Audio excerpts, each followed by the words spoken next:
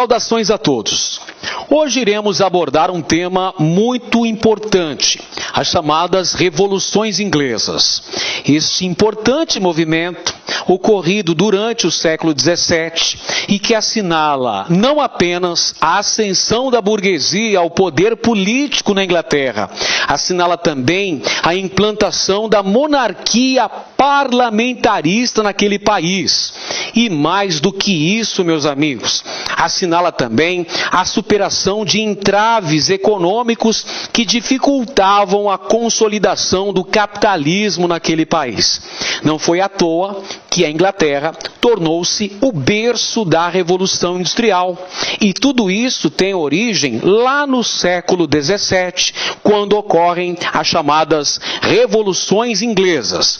A Revolução Puritana de 1640, sob a liderança de Oliver Cromwell, e também a Revolução Gloriosa de 1688, com a implantação do chamado Bill of Rights, a Declaração dos Direitos. Esse tema, esse contexto histórico importantíssimo, iremos abordar a partir de agora, nesta nossa aula. Pois bem, então, define-se como revoluções inglesas o conjunto de manifestações, os movimentos de característica política, econômica, militar e religioso que marca exatamente a destruição do antigo regime na Inglaterra, a ruptura com as estruturas que sustentavam o absolutismo monárquico naquele país, fazendo com que a Inglaterra se tornasse a primeira monarquia parlamentar da história. E qual seria o contexto histórico em que se processou esse movimento que deu origem às revoluções inglesas? Pois bem, o contexto histórico é o de crise do antigo regime europeu.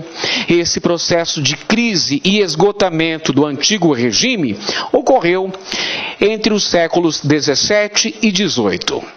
Vamos recapitular um pouquinho antes de entrarmos efetivamente nesta nossa aula. Precisamos rever o conceito de antigo regime. E você se lembra muito bem que o antigo regime tem como característica, do ponto de vista político, o absolutismo monárquico, ou seja, a concentração de poder político nas mãos do rei.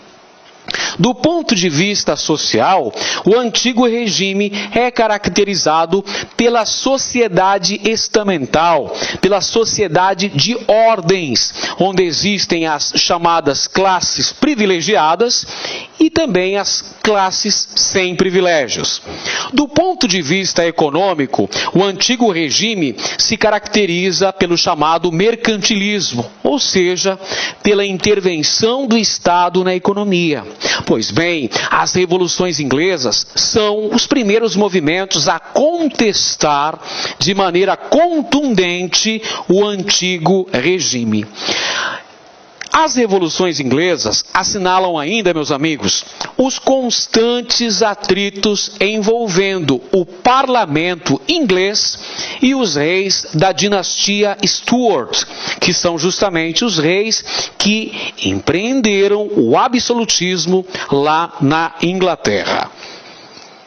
Como eu disse anteriormente, no início de nossa aula, as chamadas revoluções inglesas constituem-se da Revolução Puritana de 1640 e também da chamada Revolução Gloriosa de 1689.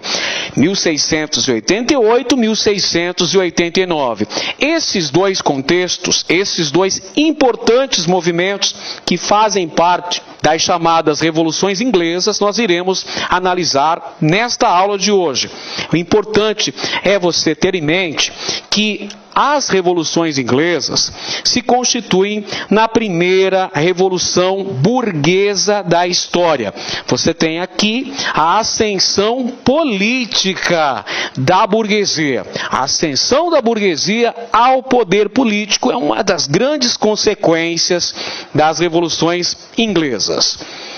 Bem, antes de começarmos a falar sobre os conflitos envolvendo os reis da dinastia Stuart e o parlamento inglês, cabe fazermos uma análise sobre os antecedentes. Nós temos antecedentes muito importantes que nos ajudam a compreender este importante contexto revolucionário ocorrido na Inglaterra. Vamos então retroceder um pouquinho lá na Idade Média, quando no século XIII, 1215, a nobreza feudal da Inglaterra obrigou o rei da época, João Sem Terra, a aceitar a chamada Magna Carta, que seria uma espécie de constituição inglesa, que visava limitar os poderes da autoridade real, fazendo com que o rei não criasse impostos e leis sozinho, que ele obedecesse a consulta, uma consulta que deveria ser feita junto ao parlamento. Ou seja, é uma espécie de divisão de poder que ocorre na Inglaterra. E é justamente a nobreza feudal que vai exigir que o rei João Sem Terra aceite a existência do parlamento. Mas vale ressaltar também, meus amigos, que o parlamento, nesse momento histórico, ainda era um órgão meramente consultivo e ele não era permanente. Ele era convocado para se discutir aspectos pertinentes à política, à economia inglesa, como, por exemplo, a declaração de guerras. Então, o parlamento não era um órgão permanente de poder ainda. Pois bem, a formação do absolutismo na Inglaterra, lembrando que absolutismo é concentração de poder nas mãos dos reis. O absolutismo, ele começa a se formar, a se concretizar na Inglaterra com os reis da dinastia Tudor. Henrique VIII, lembra desse rei?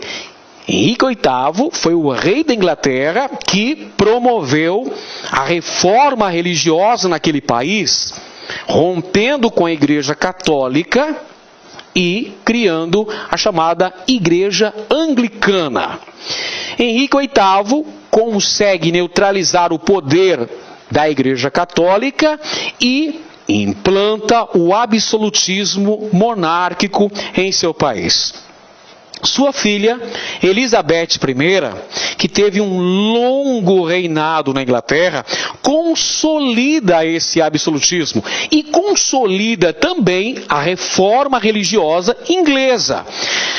Nós temos a consolidação da reforma anglicana pelas mãos da rainha Elizabeth I, a rainha virgem.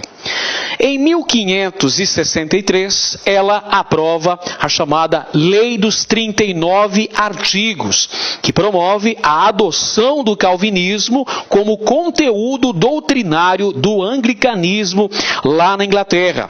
E, ao mesmo tempo, nós temos a consolidação do puritanismo na Inglaterra. O puritanismo, que é, evidentemente, o calvinismo. Veja só, os calvinistas eram conhecidos na Inglaterra como puritanos. E eles vão ter uma grande influência econômica e política. Diversos membros da burguesia vão se converter ao calvinismo e serão chamados, a partir de agora, de puritanos. Durante o longo reinado de Elizabeth I, ocorre uma consolidação econômica da Inglaterra. O mercantilismo inglês ganha força com a atuação de piratas e corsários, a exemplo de Sir Francis Drake, que era o principal corsário real, que atacava os navios, os galeões espanhóis, que vinham carregados de ouro e prata provenientes do Novo Mundo. Durante o reinado de Elizabeth I também ocorre a fundação da primeira colônia inglesa no Novo Mundo, a colônia de Virgínia, logicamente fundada em homenagem à rainha que, como eu falei, era conhecida como a Rainha Virgem. Elizabeth I. Outro fato importantíssimo que determina a consolidação da Inglaterra foi a vitória sobre a chamada Invencível Armada de Filipe II da Espanha. Em 1589, a Marinha Inglesa consegue derrotar a até então Invencível Armada Espanhola. Filipe II tentou invadir a Inglaterra, mas viu seu sonho ser destruído com a vitória inglesa sobre a sua marinha de guerra. E esse fato marca o fim da hegemonia espanhola na Europa e assinala também o declínio econômico de Portugal. Por que razão? Porque nesse período Portugal e Espanha estavam atrelados politicamente, vigorava a chamada União das Coroas Ibéricas.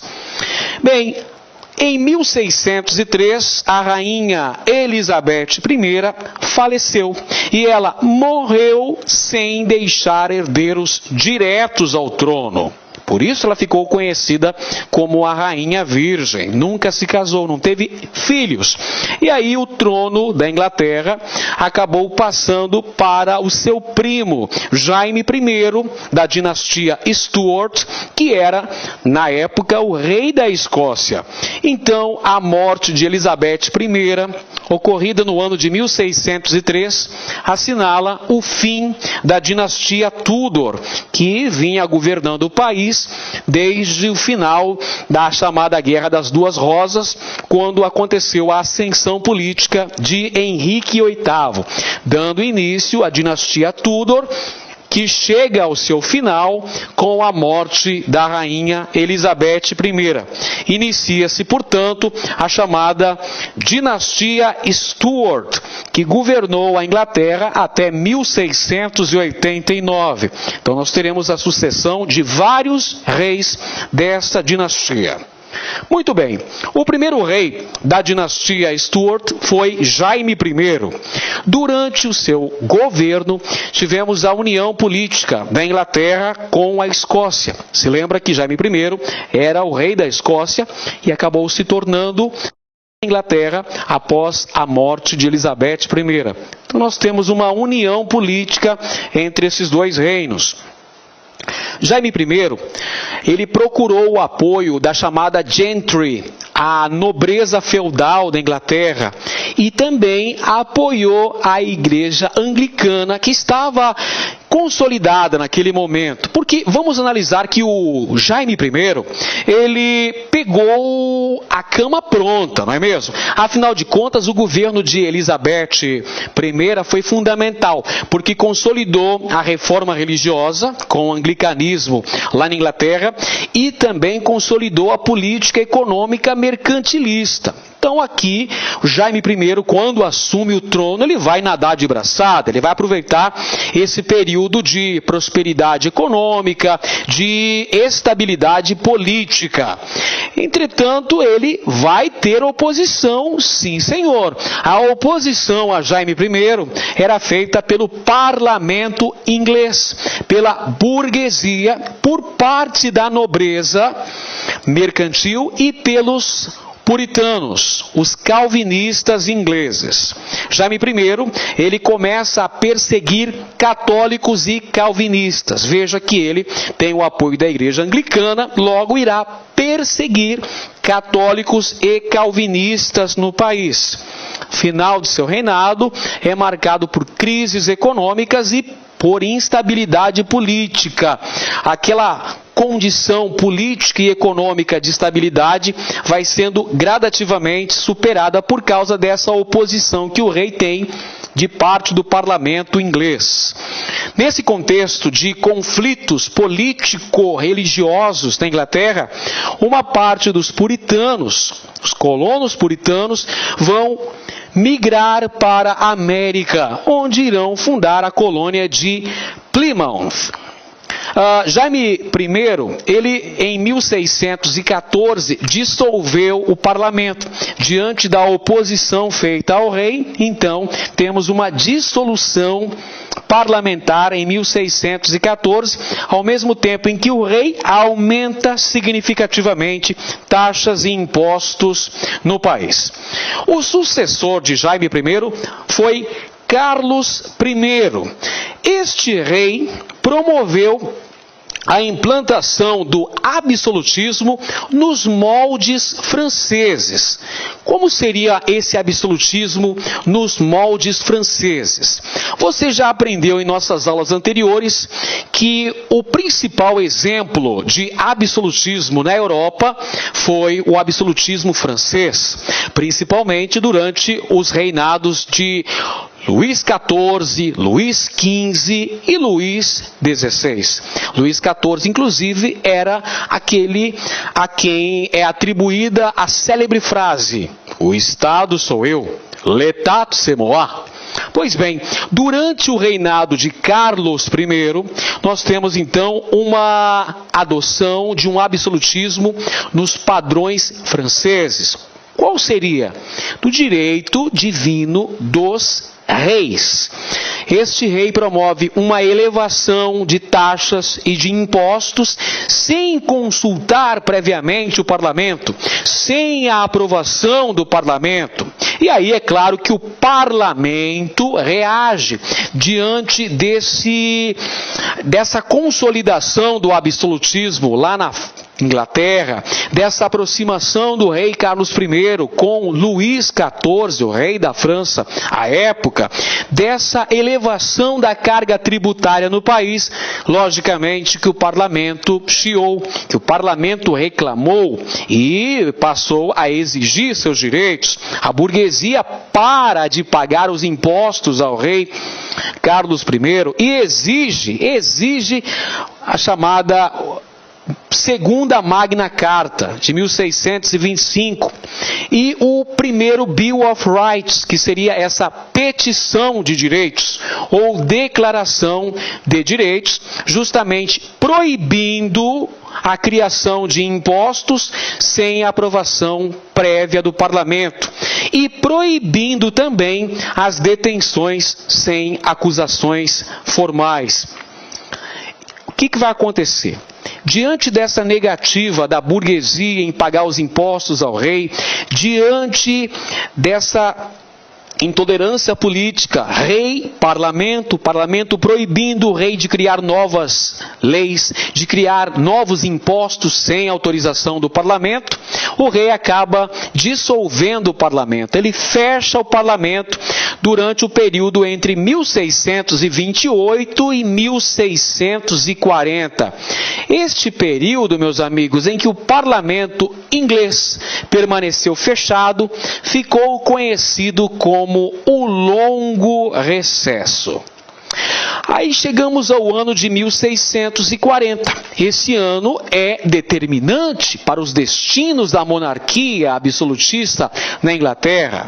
1640, Carlos I tenta implantar o anglicanismo lá na Escócia. A Escócia era um país de maioria protestante, eram calvinistas. Os calvinistas escoceses eram chamados de presbiterianos. Então a tentativa do rei Carlos I de implantar o anglicanismo no país acabou gerando uma revolta lá na Escócia. Diante disso, Carlos I vai promover a reabertura do parlamento. Por que é que Carlos I vai promover a reabertura do parlamento?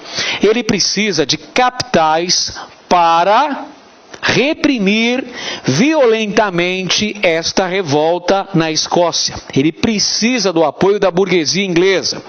Então, o objetivo é conseguir capitais para sufocar a revolta na Escócia.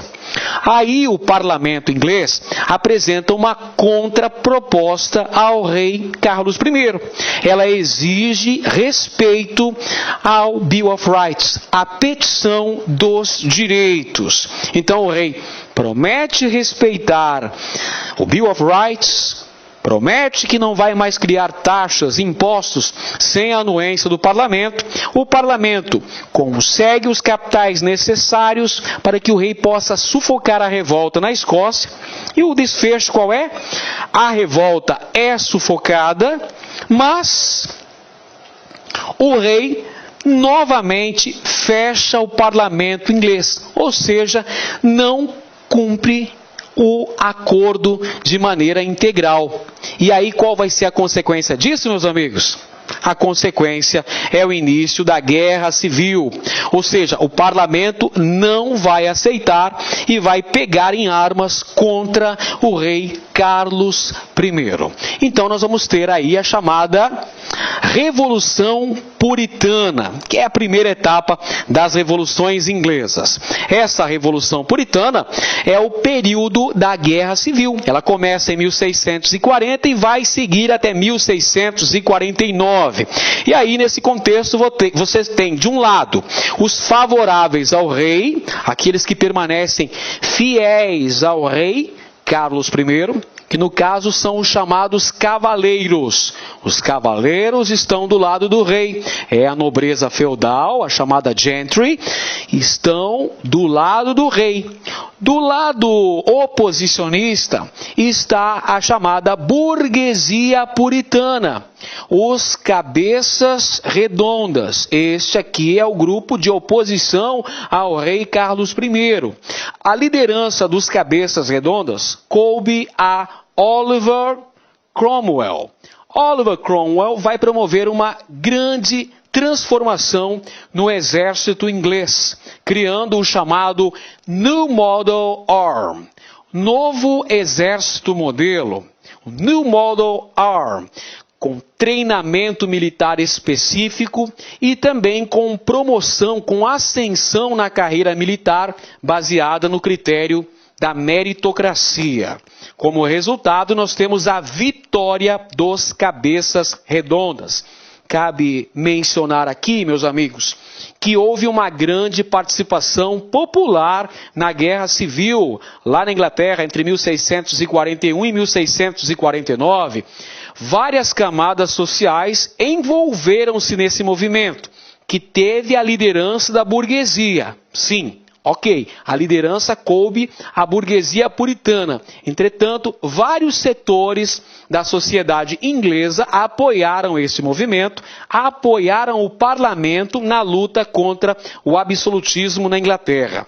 Temos então a vitória dos cabeças redondas e a formação da República Puritana na Inglaterra, chamado de Commonwealth, formado pela Inglaterra, pela Escócia e também pela Irlanda. E aí, uma das primeiras medidas da República Puritana lá na Inglaterra foi a prisão, o julgamento e a execução parlamentar do rei Carlos I. O rei acabou preso, foi julgado por traição e condenado à morte. Ele foi decapitado pelo parlamento inglês. Essa é a primeira decapitação de um rei punido pelo parlamento.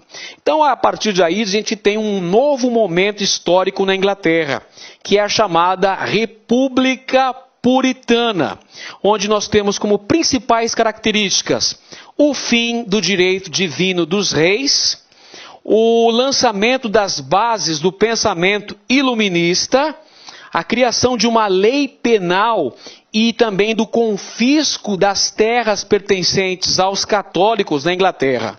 Vamos analisar aqui essa fase da República Puritana, que é muito importante. É a única etapa republicana da história inglesa. Esse período que vai de 1640 a 1659 é a única etapa republicana da história inglesa. E quem é que esteve à frente da República Puritana? Este cidadão aqui, meus amigos, Oliver Cromwell. Ele foi o principal líder da República Puritana. Ele foi o autor do decreto que transformou a Inglaterra numa grande potência naval. Foram os atos de navegação. Os atos de navegação visavam justamente prejudicar os interesses econômicos dos holandeses. Os holandeses eram conhecidos como os grandes carreteiros da Europa. Os holandeses tinham um intenso comércio, uma participação efetiva na maioria dos portos, ou pelo menos nos principais portos europeus. Então os holandeses eram uma potência marítima. Pelos chamados atos de navegação, Oliver Cromwell proíbe que navios de outros países, que não o país de origem, entrassem nos portos ingleses.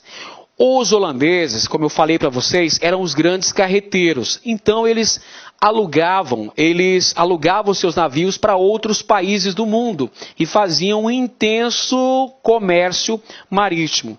Pelos atos de navegação, como a gente pode ver nessa imagem, somente navios do país de origem poderiam entrar na Inglaterra. Ou, navios ingleses. Navios de bandeira estrangeira não poderiam ser alugados por outro país e entrar na Inglaterra, promover o comércio com a Inglaterra. Então isso acaba desencadeando uma guerra entre Holanda e Inglaterra. Essa guerra é chamada de Guerra Anglo-Holandesa. Acontece entre 1652 e 1654. Se você perceber com atenção aqui o contexto histórico dessa guerra, vai entender que é o momento em que os holandeses estavam dominando uma parte do Nordeste brasileiro. Os holandeses haviam invadido Pernambuco, aquele que era o principal centro produtivo de cana-de-açúcar aqui na América Portuguesa. É o mesmo contexto histórico que acontece a guerra envolvendo Inglaterra de um lado, Holanda de outro. Ao final dessa guerra, nós temos a vitória da Inglaterra. E essa vitória, meus amigos, preste bem atenção, essa vitória da Inglaterra nessa guerra anglo-holandesa significa o início da supremacia naval desse país. É verdade, a partir daí a Inglaterra vai se consolidar como a rainha dos mares. É um período que vai contribuir para o grande desenvolvimento do capitalismo na Inglaterra. E isso começa justamente por Oliver Cromwell. Aqui está este cidadão que em 1653 dissolveu o parlamento naquele país, inaugurando o chamado Protetorado de Cromwell, que vigorou até a sua morte, de 1653 a 1658. Oliver Cromwell se auto-intitula, olha aqui, Lorde Protetor da República. Então essa aqui é uma fase de uma ditadura liderada por Oliver Cromwell. Mas em 1658, Oliver Cromwell faleceu. E a morte de Cromwell abriu uma disputa política muito grande. O poder foi exercido por Ricardo Cromwell, que era filho de Oliver Cromwell. Ele assume o poder, mas este não possuía as mesmas qualidades políticas, a mesma habilidade de Oliver Cromwell e não se sustenta no poder por muito tempo. Diante desse crescente processo de instabilidade política, ocorrem a formação de alianças que visavam restabelecer a monarquia na Inglaterra. Então, vários setores das camadas dominantes na Inglaterra, entre eles a nobreza, vai se articular para promover a restauração dos Stuarts no poder. E isso vai acontecer justamente com Carlos II, que retorna à Inglaterra e vai assumir o poder na condição de rei. Carlos II era filho do rei executado durante a Revolução Puritana, o Carlos I. Então nós temos uma retomada do absolutismo católico lá na Inglaterra, com a volta da dinastia Stuart ao poder, com Carlos II, que vai ter como características principais: ele era anglicano, mas tinha uma certa simpatia pelo catolicismo e vai se aproximar da França. Olha aqui, uma aproximação política entre o rei da Inglaterra, Carlos II, que restabelece a dinastia Stuart no poder, aproxima-se de um governo absolutista, o que vai fazer com que ele tenha uma oposição do parlamento inglês. O parlamento, a propósito, ele fica dividido entre os favoráveis ao rei e aqueles que eram seus oposicionistas. Os oposicionistas eram os chamados Whigs, eram liberais puritanos. Já os favoráveis ao rei Carlos II eram chamados Tories, eram conservadores, a nobreza feudal, a chamada gentry, nobreza feudal na Inglaterra, além dos anglicanos. O parlamento inglês aprova em 1679 o chamado Ato de Exclusão, que é um decreto que expulsa os católicos dos cargos públicos e dos elevados postos na administração, na burocracia do governo inglês. E promove também a aprovação da lei do habeas corpus. A lei do habeas corpus, aprovada pelo parlamento para impedir prisões arbitrárias lá na Inglaterra. E aí, como resposta do rei Carlos II, tivemos mais uma dissolução do parlamento inglês. Bem, aí vem o último rei da dinastia Stuart, que foi exatamente Jaime II. Governou entre 1685 e 1688.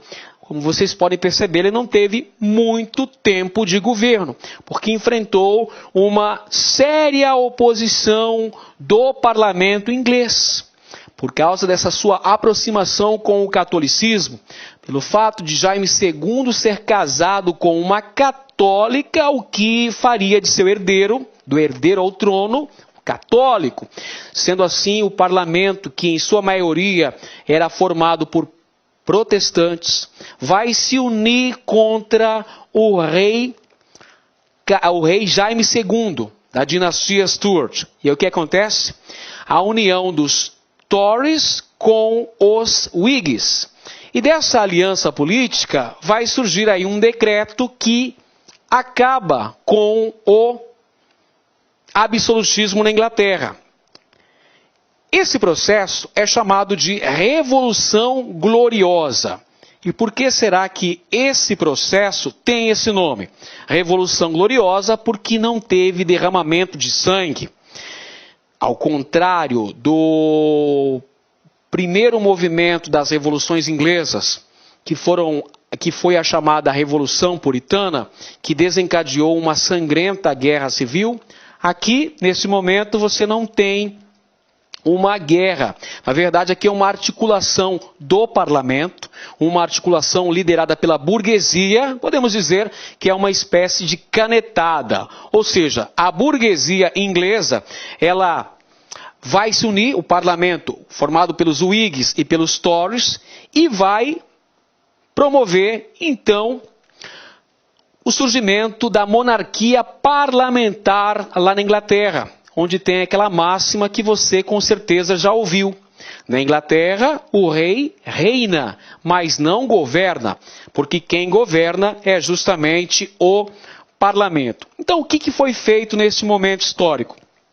a burguesia vai se aproximar do príncipe holandês Guilherme de Orange, que era casado com a filha do rei Jaime II, a Mary Stuart. Então, a burguesia, o parlamento inglês, vai oferecer uma proposta para o Guilherme de Orange, dizendo que se ele aceitasse se tornar o rei da Inglaterra, ele precisava respeitar o Bill of Rights, a petição dos direitos, e aceitar que seu poder estava abaixo do poder do parlamento. Guilherme de Orange aceita a proposta, vem para a Inglaterra e vai assumir o trono inglês. Aí você pode se perguntar, mas e aí, professor, o Jaime II não reagiu a essa tomada de poder, a essa rasteira que ele levou? Não. Não, por um motivo muito simples. Ele estava muito isolado politicamente. Como você pode perceber, o parlamento vai se voltar quase que inteiramente contra o rei da Inglaterra. Diante desse isolamento, não teve alternativa. Ocorreu a chamada Revolução Gloriosa de 1688-1689, que é basicamente uma revolução burguesa. Em 1689, Guilherme de Orange aceitou o Bill of Rights, a chamada Petição dos Direitos, ou Declaração dos Direitos, e isso simboliza o quê, meus amigos? O fim do absolutismo monárquico na Inglaterra, o fim definitivo da teoria dos direitos divinos dos reis lá na Inglaterra. Simboliza ainda a chegada da burguesia ao poder político por meio do parlamento, a implantação da monarquia parlamentar naquele país. E mais do que isso, a implantação das bases do liberalismo, tanto o liberalismo político e posteriormente também o liberalismo econômico. Portanto, este rei, Guilherme de Orange, aceitou ter o seu poder limitado pela ação e autoridade do parlamento na Inglaterra. Então, a coroação de Guilherme de Orange assinala o final da Revolução Inglesa. Então, nós temos aí a aprovação da Petição dos Direitos.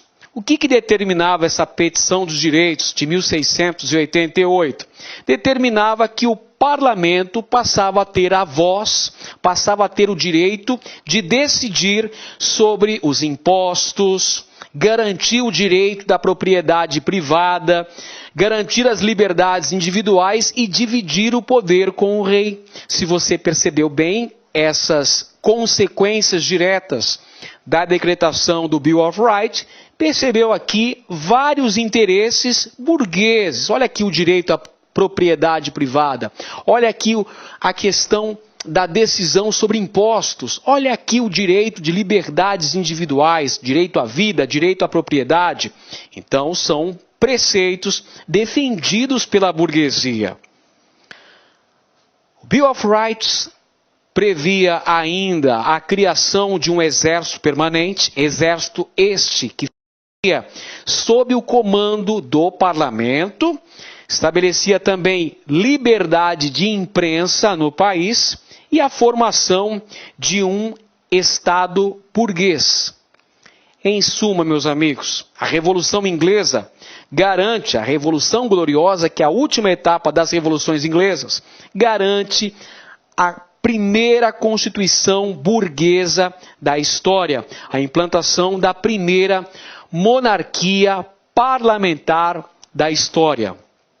Perceba, então a revolução ou as revoluções inglesas são um contexto histórico importantíssimo. Porque veja, acontecendo cerca de 100 anos antes da Revolução Francesa, as revoluções inglesas assinalam a chegada da burguesia ao poder lá na Inglaterra. E isso foi fundamental para a superação de vários entraves que dificultavam o desenvolvimento capitalista naquele país, que vão tornar fundamentais a consolidação do processo de acumulação primitiva de capitais, que vão ser fundamentais para que no século seguinte a Inglaterra se tornasse o berço da Revolução Industrial.